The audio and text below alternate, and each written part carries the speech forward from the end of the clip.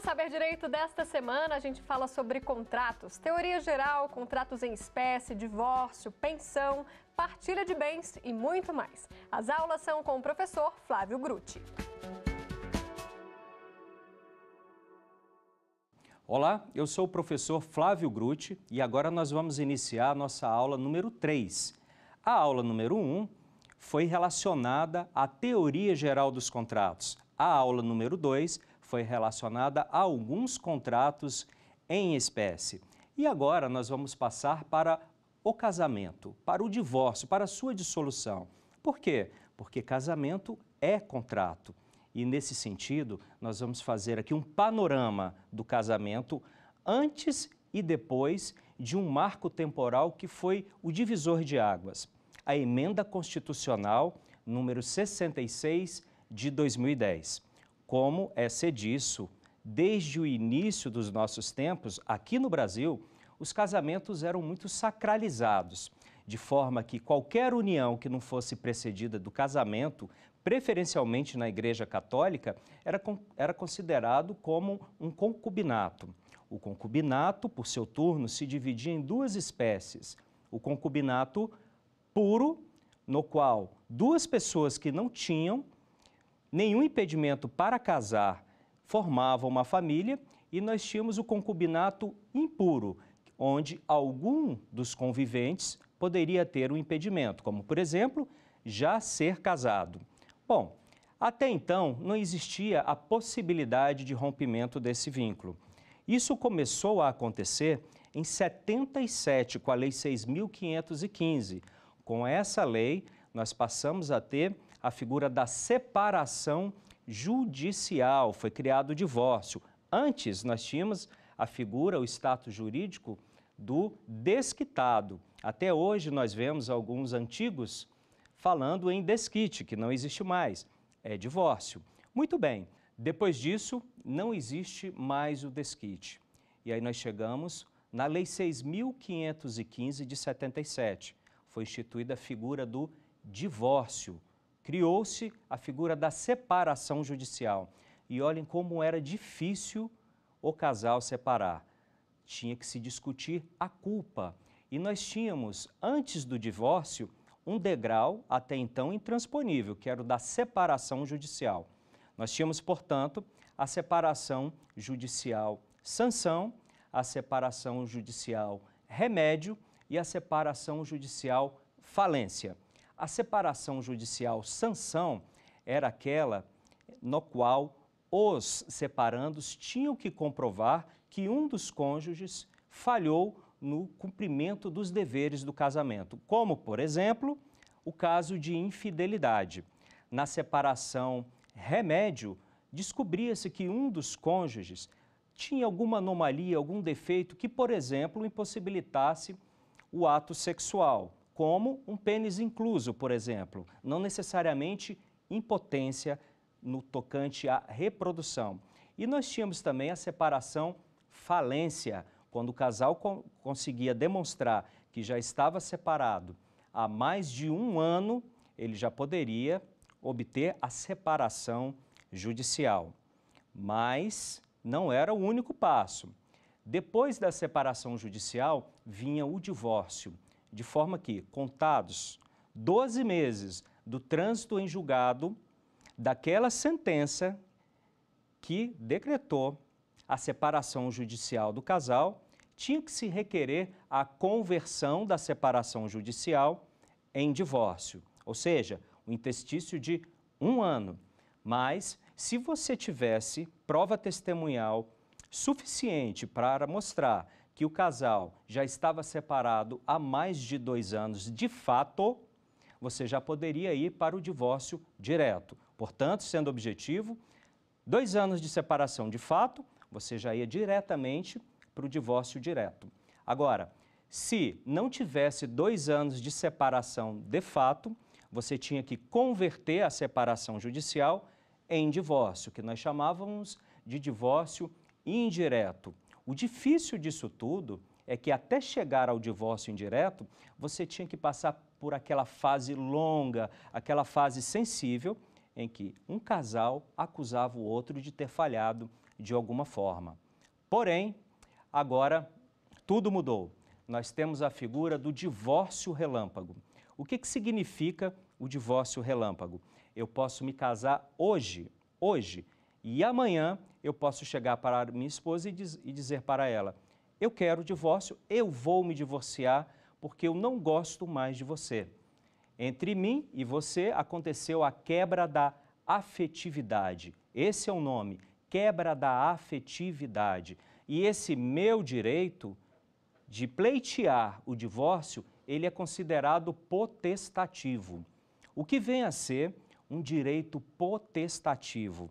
É aquele que eu posso exercer, eu posso mudar o status jurídico da minha esposa sem que ela possa fazer nada para me impedir.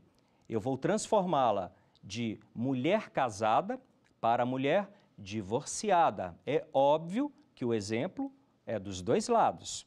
Muito bem, potestativo porque ela não pode reclamar, potestativo porque a minha manifestação de vontade, ela não precisa ser recepcionada pela minha esposa. Portanto, é uma vontade não receptícia. O meu direito é potestativo. Vocês querem outro exemplo? Por exemplo, eu vou demitir você. Você não pode falar para mim, enquanto patrão, eu não aceito a demissão. Você não pode contestar, porque a potestatividade está nas raias do meu direito unilateral. Só o que você pode reclamar são as verbas rescisórias.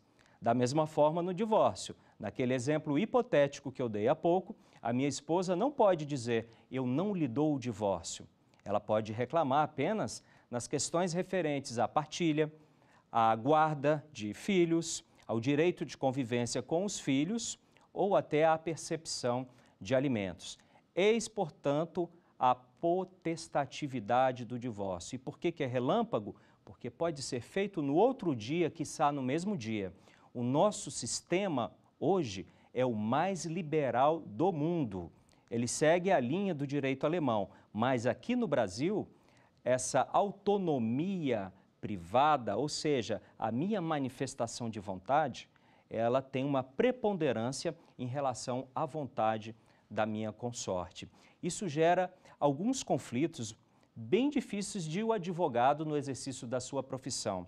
Por exemplo, nós sabemos que todas as vezes que recebemos um casal que esteja em vias de fato de separar ou divorciar, ou que já separou, muitos dizem que os casais se divorciam quando na verdade já estão de fato divorciados, só não tinham a coragem de admitir. Mas o que nós temos que ter em mente é o seguinte: nós advogados, nós profissionais do direito, temos que ter uma sensibilidade exagerada para lidar com pessoas que estão se separando. Por quê? O casamento, ele é um projeto de união, ele não é um projeto de separação. Mas como todo contrato, pode ser que no percurso alguma coisa dê errado.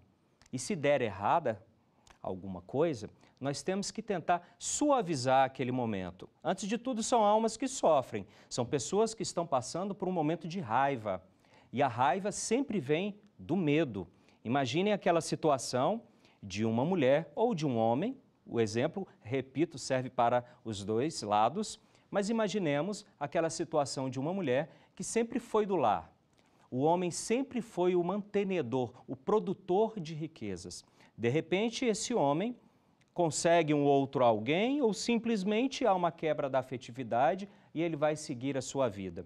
E aquela mulher que sempre se dedicou ao lar, à mantença dos filhos, à administração da causa, ou melhor, à administração da casa, e que de repente ela vai se ver privada daquele apoio financeiro. Diante desse medo vem a raiva. E são essas pessoas com muita raiva que nos procuram para, de alguma forma, resolver a vida deles. E é aí que vem a questão da habilidade que um advogado familista tem que ter. Nós temos que enxergar o que está por trás daquela pessoa que sofre. Não raramente eu recebo pessoas bem aparelhadas de fotografias comprovando a infidelidade do outro. Sim, nós temos vários detetives. Hoje em dia nós temos cinegrafistas amadores, eu me refiro as pessoas com os aparelhos de celular, que o tempo todo estão fotografando, o tempo todo estão filmando, e por isso eu chamo de cinegrafistas amadores, e essas pessoas vão municiando alguém que esteja em separação. E eu pergunto, para que você está me fornecendo essas fotos de infidelidade? Porque para o processo não vão me servir de absolutamente nada. Por que não vão servir para nada? Porque em divórcio não se discute mais culpa. O artigo 226, parágrafo 6º da Constituição Federal, apenas referiu-se à seguinte frase: o casamento pode ser dissolvido pelo divórcio. Ponto final. Na redação anterior, o casamento poderia ser dissolvido pelo divórcio e aí vinha na sequência aquelas condições da separação judicial que há pouco eu narrei. Agora não. Quero, pronto, está definido, vamos divorciar. O que estiver pendente, nós vamos discutir a posteriori. Tanto que um juiz, diante de uma ação de divórcio, se houver muita litigiosidade relacionada à partilha de bens, alimentos, etc., ele pode, se houver consenso, decretar o divórcio e deixar o restante, aquela parte controvertida, para ser discutida posteriormente. Então, nós advogados, vocês profissionais do direito, vocês estudantes do direito, nós temos que ter isso em mente enquanto advogados familistas. Nós não estamos lidando com coisas, e coisa em direito é tudo que não é humano. Nós estamos lidando com humanos que estão sofrendo, que estão com dores emocionais intensas e que de alguma forma precisamos orientá-los sobre a melhor forma de resolver a situação. E eu afirmo sem nenhum medo de errar que a melhor forma é o consenso. O consenso. Sempre o consenso. Portanto, nós advogados familistas, nós não devemos ser sempre beligerantes, raivosos, pitbulls. Nós temos que ser conciliadores, nós temos que fazer esse exercício. Nós somos educados na faculdade para brigarmos, para sermos aguerridos, para que nós possamos ficar no campo de batalha, um de um lado numa trincheira, outro de outro lado noutra trincheira. E esse não é o caminho. Muito bem, dito isso, vocês já sabem que em divórcio não se discute mais culpa. E qual seria a diferença de uma separação judicial para um divórcio? Olha, bem simples. Na separação judicial, nós temos o rompimento da sociedade conjugal, ao passo que no divórcio nós temos o rompimento do vínculo conjugal. Significa o seguinte: se eu estou separado judicialmente, eu não posso casar-me novamente, porque eu ainda tenho aquele impedimento do casamento anterior. Cessou? Obrigação, mas o meu vínculo ainda persiste.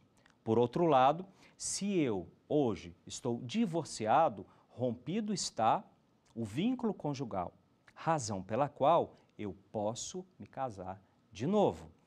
Muitas situações acontecem da seguinte forma: o casal está separado judicialmente, fica um tempo, cada um para um lado, arrumam outros parceiros, arrumam outros namorados e de repente voltam.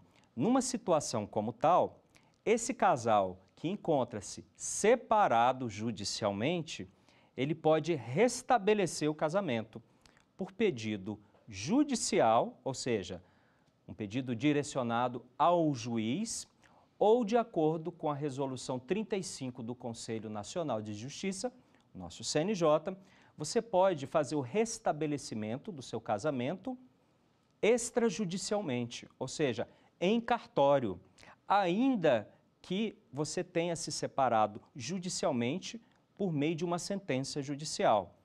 Agora, se você já está divorciado e você tem um flashback com a sua ex-esposa, com o seu ex-marido, e se vocês quiserem restabelecer o casamento, terão que casar-se novamente. De outra forma, se você está separado judicialmente da sua esposa ou do seu marido, você divorciou e você restabeleceu aquela convivência marital com aquela finalidade de constituir família, Vocês estão vivendo uma união estável, ok? Bom, falamos do divórcio, abordamos a questão da separação judicial e aí vem aquela indagação muito comum no mundo jurídico.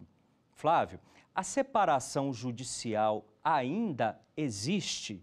Sim ou não? Olha, se nós verificarmos o artigo 1571 do Código Civil, nós vamos ler que a sociedade conjugal pode ser dissolvida pela separação judicial. Ou seja, a norma ainda está positivada, ou seja, o instituto da separação judicial ainda consta do Código Civil, joia?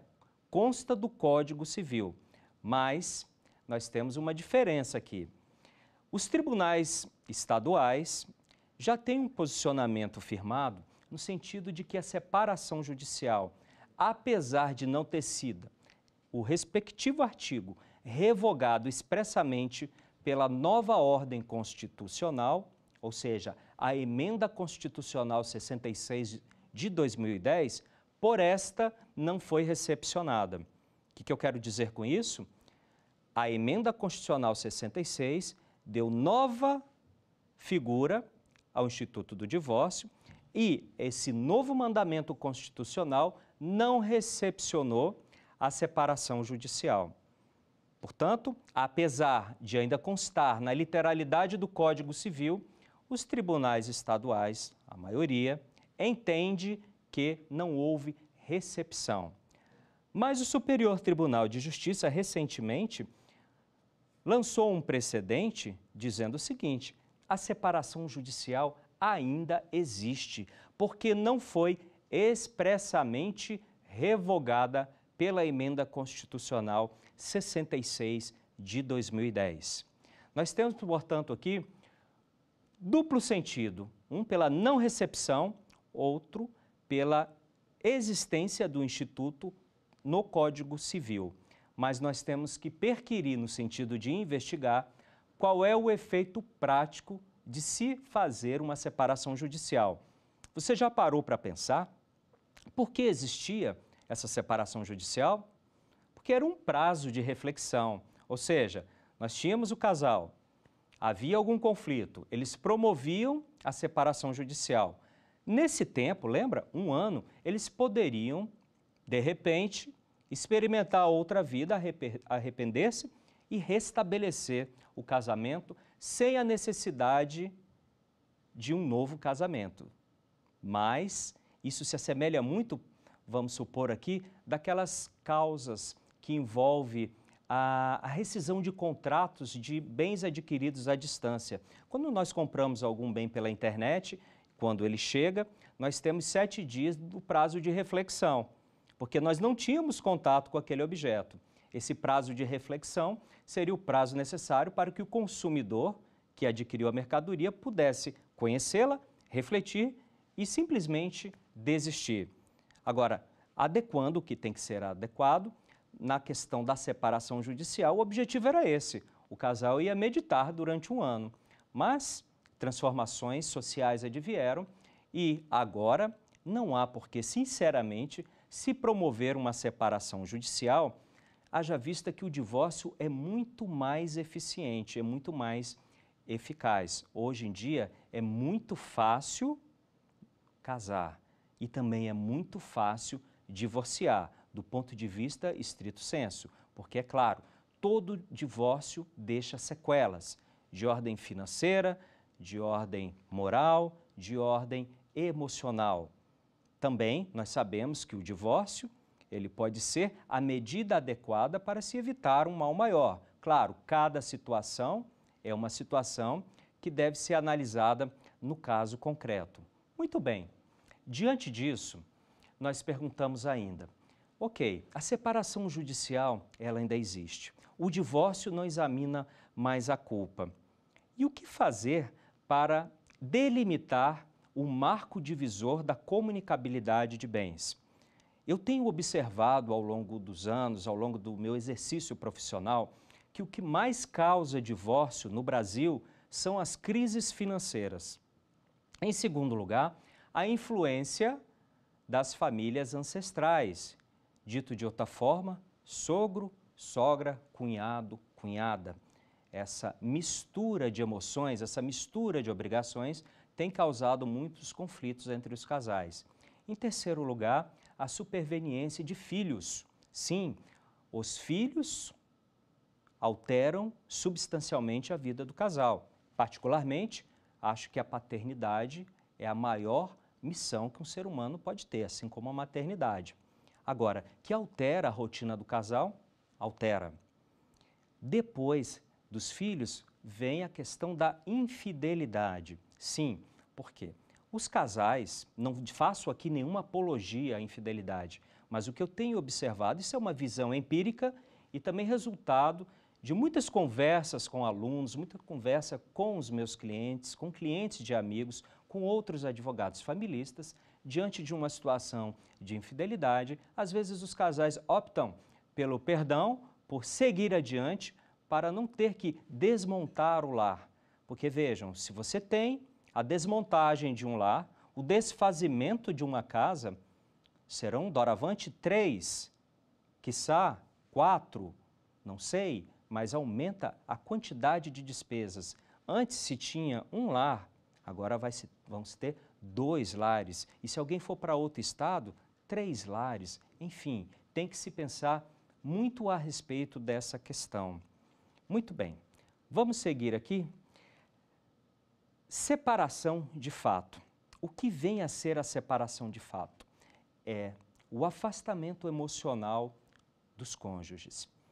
Alguém que deseja romper aquela relação pode sair de casa, pode permanecer em casa, coabitando o mesmo teto, porém sem frequentar o mesmo leito conjugal. Muito comum, gente, hoje é muito comum. Do jeito que a vida está difícil, é muito comum que os casais façam esses arranjos financeiros. Tudo bem, olha, daqui para frente tudo vai ser diferente, parafraseando, nós não somos mais um casal, porém, considerando que não é possível a mantença de 2 lares, você continua morando aqui, mas nós estamos separados de fato. Nós vamos continuar apenas como amigos, conduzindo esse lar, conduzindo a educação desse filho. E aí vem os problemas. Por quê? Lembram que eu falei que a separação de fato é o marco divisor da comunicabilidade de bens?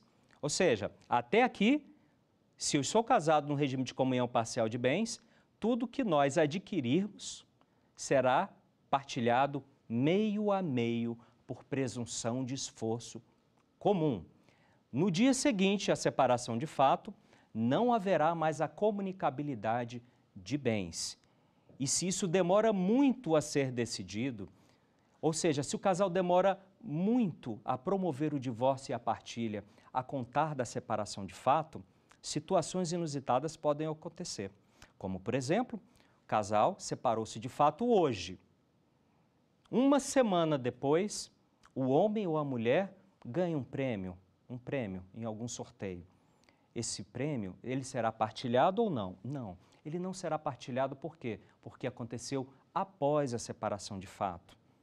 Então é muito importante que se você estiver pensando em separar-se, ou se você já estiver separado de fato, ou seja, sem a chancela judicial, que você tenha bem delimitado esse marco divisor.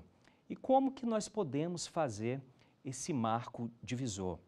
Existe uma forma bem adequada, que seria um casal com a maturidade bem forte, por fazer um documento escrito, particular ou por instrumento público, declarando que a partir daquela data eles encontram-se separados de fato. E aí estabelece um marco divisor e doravante, o que cada um adquirir é de cada um, não teria problema. Agora, quando existem aquelas brigas repentinas, em que depois de uma discussão bem forte, o homem pega as coisas e sai de casa, e vai morar na casa de um amigo, e vai morar na casa da mãe, isso é o que mais acontece, é importante que você tenha testemunha dessa data em que houve a separação de fato. E quando eu falo testemunha, pode ser o porteiro do edifício, quando eu falo em testemunha, pode ser um grande amigo, um amigo do casal. como informante pode até ser algum parente seu, mas é importante que esse marco, repito, estou sendo repetitivo porque é importante que esse marco seja bem delimitado. Existe uma outra forma, quando o casal planeja, quando o homem ou a mulher planeja com antecedência a ruptura do casamento. Às vezes, por exemplo, este homem aluga um imóvel. Este imóvel está com prazo de locação previsto para ser iniciado no dia 1º de algum mês. E ele deixa o lar no dia 31 do mês imediatamente antecedente. Então vejam que se houver alguma discussão a respeito do marco temporal da separação de fato, a alegação dele de que se deixou o lar no dia 31 está em sintonia e robustecida pelo início do prazo locatício da nova morada. Tudo é um arcabouço normativo, tudo é um arcabouço de provas que deve ser muito bem detalhada. Há de se pensar nisso. Mas existe outra forma ainda. Já ouviram falar na cautelar judicial de separação de corpos? Muitos advogados dizem que está fora de moda, porque hoje nós temos a Lei Maria da Penha. Explico. Como assim?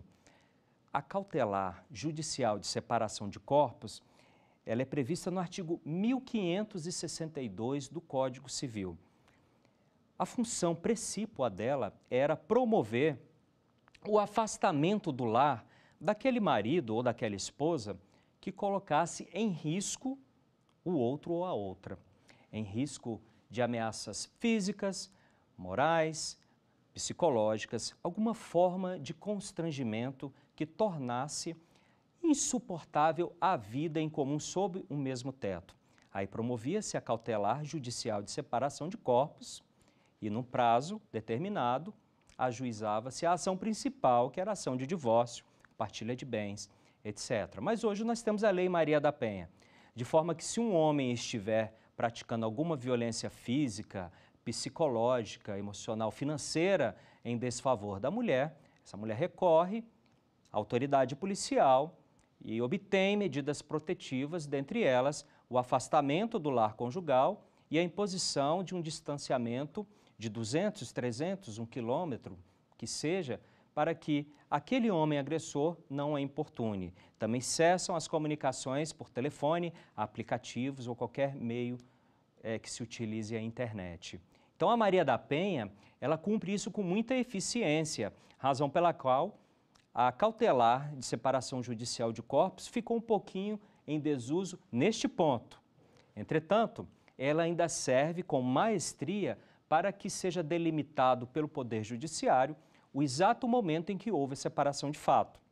Ou seja, se você saiu de casa e já passou um prazo longo, 1 mês, 2 meses, 5 meses, você pode ingressar com a cautelar apenas para obter a chancela judicial do dia que aconteceu a separação de fato. Isso se você não quiser divorciar-se naquele momento. Por outro lado, se você já estiver muito convencido de que o divórcio é o melhor caminho na sua história, você pode já mover a ação de divórcio em face do seu ex-consorte e num capítulo determinado da sua petição inicial, você pode dizer o seguinte: eles casaram-se em tanto do tanto e no dia tal do tal, o cônjuge, o homem, saiu de casa. Se não houver contestação nesse sentido por parte do requerido ou da requerida, você já vai tornar incontroverso o dia da separação de fato. Portanto, separação de fato, na verdade, é o que separa o casal quando se pensa em patrimônio. Olha que curiosidade, a questão do dinheiro em conta corrente. Isso é muito comum para quem advoga na área do direito de família. Você pode ter, por exemplo, a sua conta individual, você pode ter a sua conta conjunta. Não importa. O dinheiro que cair na conta, até o dia da separação de fato, tem que ser meado, tanto na conta conjunta quanto na conta individual. Há uma presunção relativa de que aquele dinheiro que caiu na conta corrente foi utilizado ou será utilizado em benefício da instituição família. Às vezes acontece, se o homem e a mulher já estiver antevendo uma separação, que faça a pulverização do dinheiro antes do evento separação de fato. Numa situação como tal, há remédio. Nós vamos falar daqui a pouquinho qual seria o remédio. Eu sempre brinco, parafraseando um jargão popular, caiu na rede é peixe, caiu na conta tem que mear. Caiu na rede é peixe, caiu na conta corrente, será objeto de meação. Certo? Então vamos seguir aqui. Muito tema interessante. Bom, quem hoje encontra-se com status de separado judicialmente? Eu falei há pouco que o Instituto da Separação Judicial não teria sido recepcionado pela Constituição Federal, porque a Constituição Federal implementou o divórcio relâmpago sem que fosse necessário, sem que seja necessário, na verdade, declinar o motivo. Muito bem, eu sempre falo para os meus clientes, para os meus alunos, para os meus amigos, se você obteve uma fotografia de uma infidelidade conjugal, isso só vai servir para você, eventualmente, ter certeza daquilo que você não sabia ou que não queria ver. Ou quem sabe até para encorajar você a pedir a separação ou a comunicar o divórcio, para ser mais técnico. Mas se você estiver separado judicialmente, o fato de a separação judicial não ter sido recepcionada pela Constituição Federal, não significa que automaticamente você já encontra-se divorciado desde a Emenda Constitucional 66 de 2010. Você terá que promover o seu divórcio. Ou se você está separado judicialmente, você terá que convertê-la em divórcio. Não importa o nome que você der à sua petição inicial, se é ação de divórcio, se é ação de conversão de separação judicial em divórcio. O que importa é o pedido, que você requeira ao juiz que o seu pedido seja julgado procedente para o fim de decretar o seu divórcio. Só então você terá o status de divorciado, certo?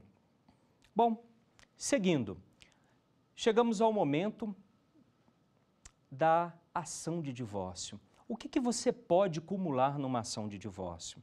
Nós temos um Código de Processo Civil novo que estabeleceu algumas nuances próprias para as ações de divórcio, para ações que envolvam o direito de família. Interessante que, pelo Código de Processo Civil atual, quando você recebe uma petição, uma citação, melhor dizendo, a petição inicial, ela não acompanha o mandado de citação. Ou seja, normalmente, em qualquer causa de natureza civil, quando você é réu e você é citado, anexo ao mandado de citação, vem a petição inicial da parte adversa, para que você tome ciência do que deverá ser feito e para que você tenha ciência também do que pesa contra você. Agora, nas ações de família envolvendo divórcio, a recomendação do CPC é que essa inicial, ela não acompanha o mandado. Por que isso? Porque hoje nós temos um sistema todo voltado para a transação. A lei processual civil vigente, ela fomenta a todo instante a conciliação ou a mediação. Existe uma diferença, meus amigos, em relação à mediação e conciliação, embora ambas tenham uma finalidade, a transação, a pacificação consensual dos conflitos. Quando você tem uma mediação, significa que existe uma relação jurídica prévia entre as partes. Portanto, marido e esposa, existe uma relação jurídica prévia. Qual seria? O casamento. Agora, se um homem bate no carro de outro homem, existe uma relação jurídica prévia? Não, não existe. Encontraram-se ao acaso e por causa de um evento indesejável. Então, vejam, se eu for tentar um consenso entre marido e mulher, eu vou tentar uma mediação. Se eu for tentar um consenso entre autor e réu envolvendo a indenização por um acidente de veículo, eu vou fazer uma conciliação, certo? O divórcio, portanto, na linha do Código de Processo Civil vigente, ele está todo voltado, repito, para o consenso. Você pode, numa petição inicial de divórcio, pedir ao juiz de saída que seja decretado o rompimento do vínculo conjugal. Em outras palavras, que seja decretado o divórcio. Na mesma petição, você pode acumular o pedido de partilha de bens. Na mesma petição, você pode acumular o pedido de alimentos para si, entre cônjuges ou para os filhos. E, na sequência, você vai aparelhar o seu pedido do direito de convivência, que envolve guarda e a regulação de visitas. E, por último, a questão do retorno ao nome de solteiro ou de solteira.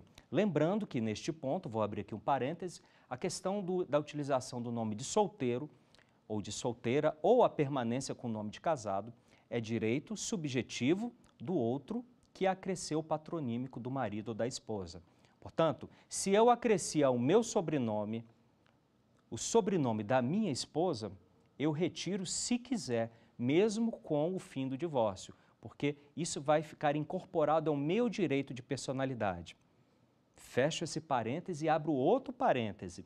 Na questão dos alimentos, há juízos que não aceitam que a questão referente aos alimentos sejam discutidos de forma litigiosa na mesma ação de divórcio. Por quê?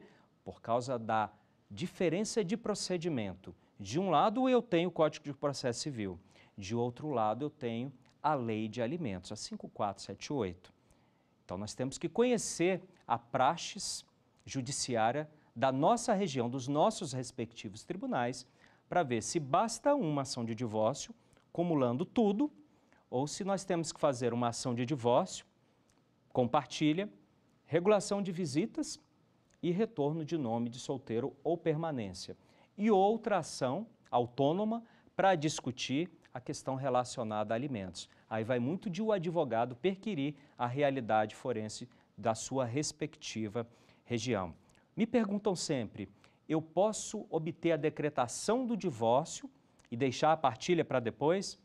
Pode, tranquilo, você pode divorciar hoje e se a questão da partilha estiver com muita litigiosidade, com muita beligerância, você pode deixar isso para depois. Não há problema algum, certo?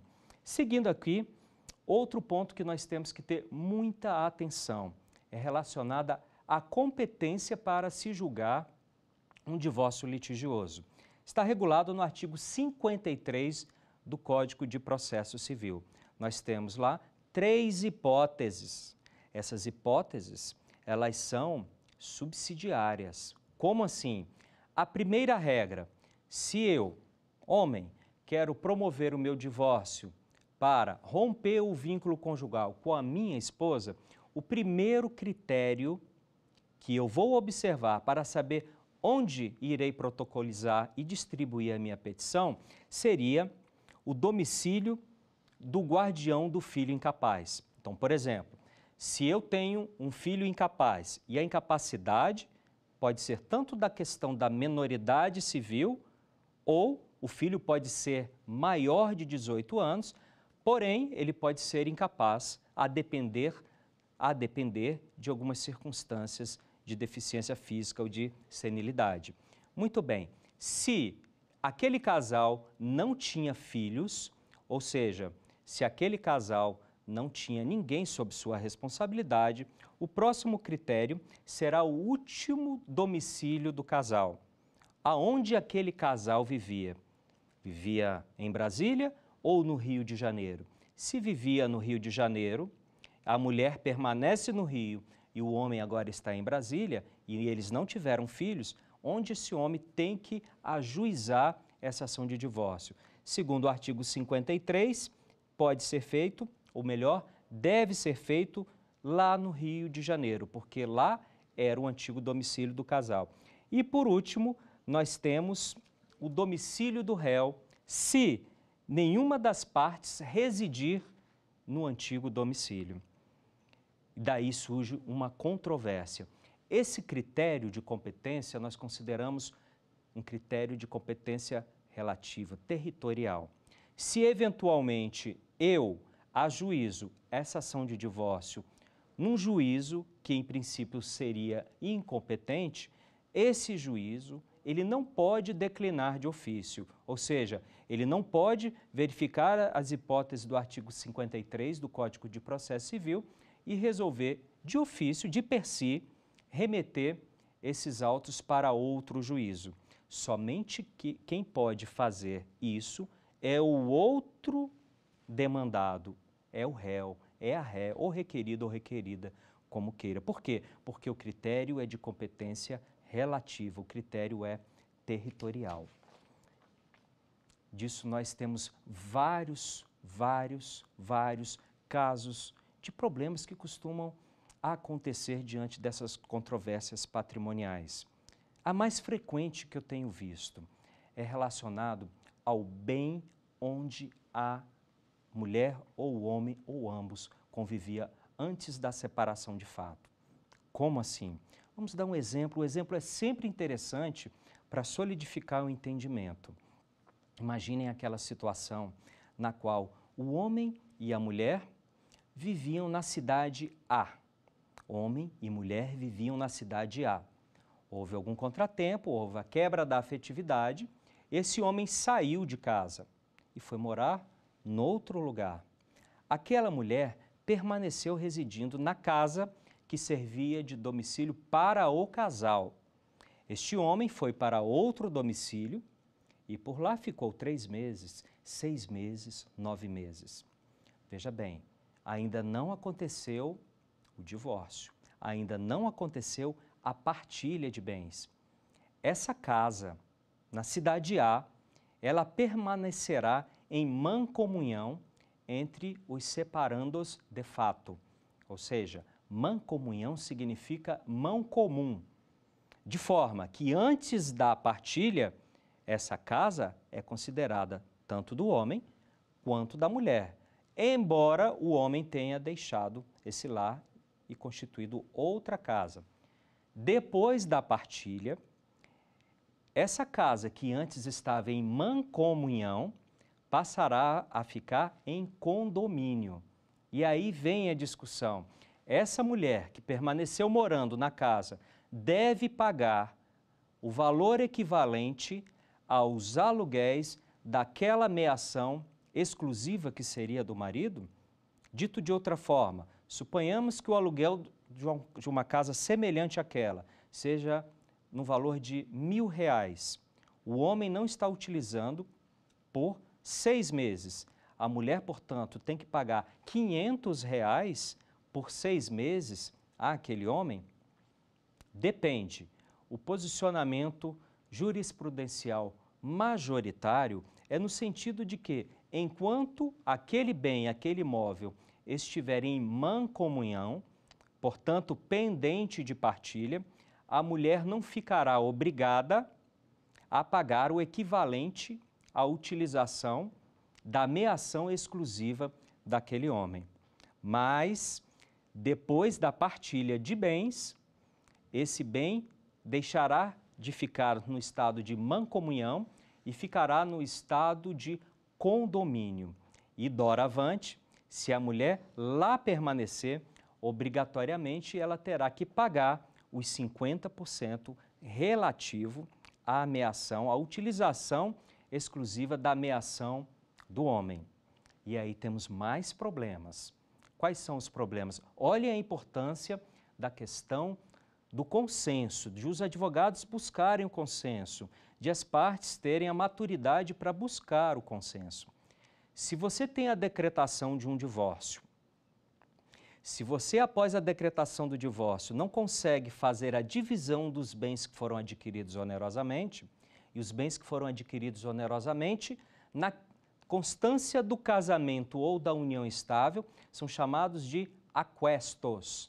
Aquestos, portanto, constituem todos aqueles bens que foram adquiridos pelo casal durante o tempo em que viveram como casados. Assim, decretado o divórcio, impossibilitada a divisão cômoda dos bens, coloca-se tudo em condomínio.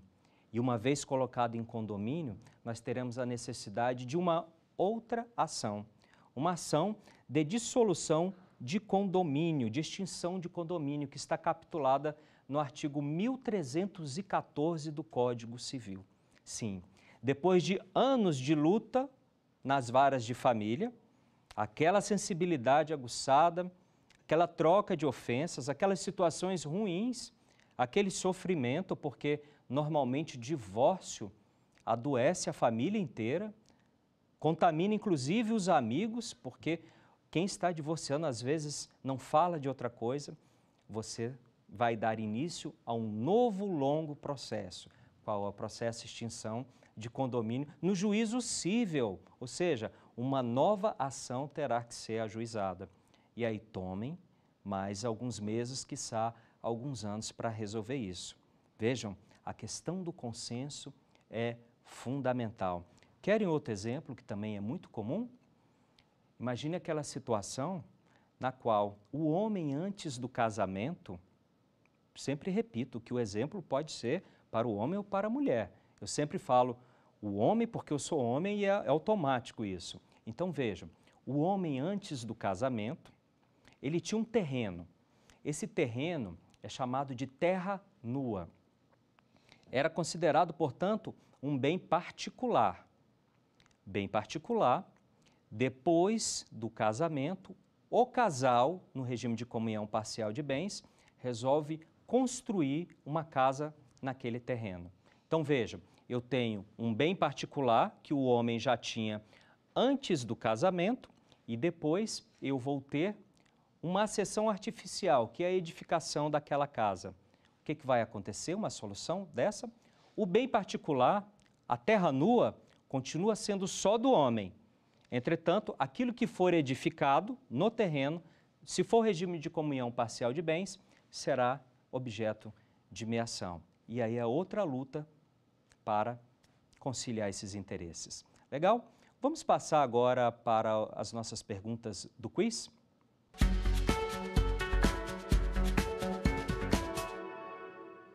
A primeira pergunta. Sobre o divórcio atual no Brasil, assinale a alternativa correta. A separação judicial, prevista no Código Civil, foi expressamente revogada pela Emenda Constitucional 66 de 2010. B. Para o rompimento do vínculo conjugal, é preciso discutir a culpa e, ao final, o culpado perderá o direito à partilha. C. Atualmente, pode-se decretar o divórcio sem discutir a culpa, desde que obedecido o prazo mínimo de 1 ano. D. Atualmente, pode-se decretar o divórcio a qualquer tempo, por se tratar de um direito potestativo. Fácil, fácil. O que você acha? Qual é a resposta correta? Resposta correta, letra D. Atualmente, pode-se decretar o divórcio a qualquer tempo, por se tratar de direito potestativo. Como eu disse, são as inovações da Emenda Constitucional 66 de 2010 e nós temos hoje a figura do divórcio relâmpago. Casa-se num dia, separa-se no outro ou, quiçá, separa-se à tarde. Sem problemas. Vamos para a pergunta número 2 do quiz.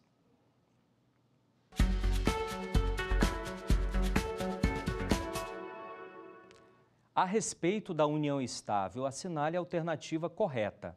O convivente em união estável não tem os mesmos direitos sucessórios do cônjuge. Se os conviventes nada dispuserem a respeito do regime patrimonial, vigorará a comunhão parcial de bens.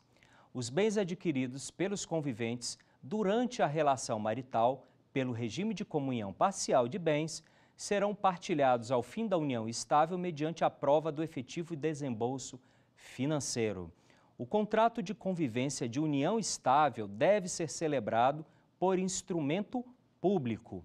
E aí, nós falamos a respeito da união estável na aula número 2. Qual seria a resposta correta?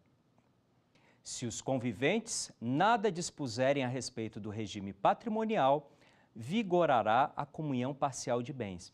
Exatamente. Hoje em dia, o convivente, assim chamado aquele que vive uma união estável, tem exatamente os mesmos direitos do cônjuge. O artigo 1790 do Código Civil, que traçava distinções sucessórias entre cônjuges e companheiros. Foi declarado inconstitucional recentemente pelo Supremo Tribunal Federal. Portanto, sempre que pensarem em união estável, pensem em igualdade de direito com os cônjuges. Interessante também que a união estável ela pode ser precedida ou não de um contrato. Você pode vivê-la de maneira informal ou você pode fazer um contrato. Esse contrato ele pode ser particular ou ele pode ser por meio de instrumento público. Tanto faz. Se você já vive uma união estável, você pode fazer um documento hoje, retroagindo os efeitos do início dessa união. Você só não pode retroagir alteração de regime de bens. Portanto, se eu estou hoje, suponhamos, no ano de 2030, hipoteticamente, eu posso fazer uma escritura pública, um documento particular, dizendo que eu e minha convivente estamos juntos desde 2020. Agora, eu estando em 2030, eu vivi até lá um regime de comunhão parcial de bens. Eu não posso, lá na frente, fazer uma escritura pública ou um contrato retroagindo para o início da relação, por exemplo, fixando o regime de separação absoluta ou convencional. Ok? Vamos para a terceira e última pergunta do quiz.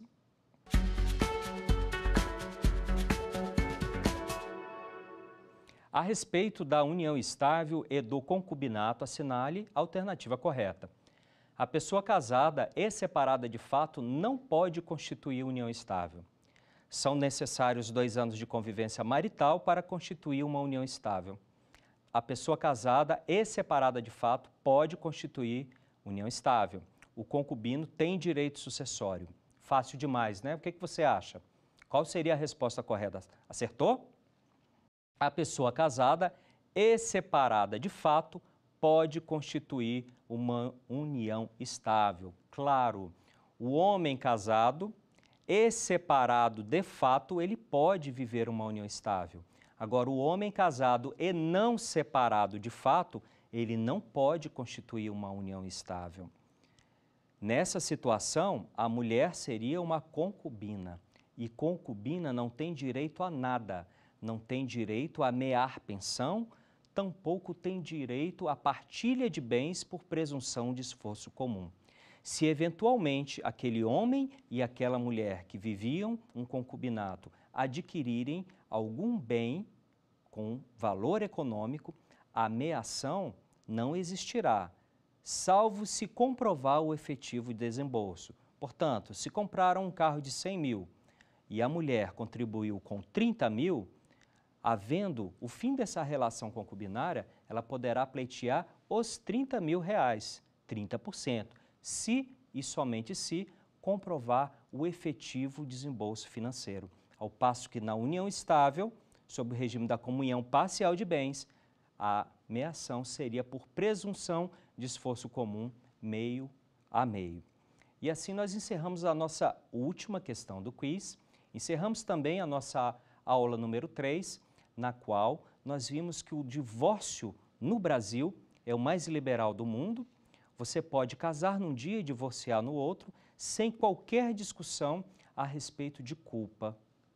A separação de fato, por seu turno, é o marco divisor da comunicabilidade de bens. E sempre que um casal tiver essa pretensão de separar-se, de fato, é conveniente que esse marco balizador seja muito bem delimitado. Ok? Muito obrigado e até a próxima.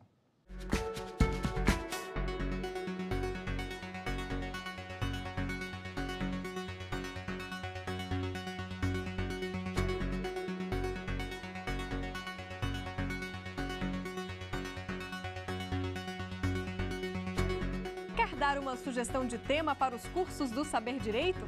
É só mandar um e-mail para a gente, saberdireito@stf.jus.br. Ou então, entre em contato pelo nosso WhatsApp.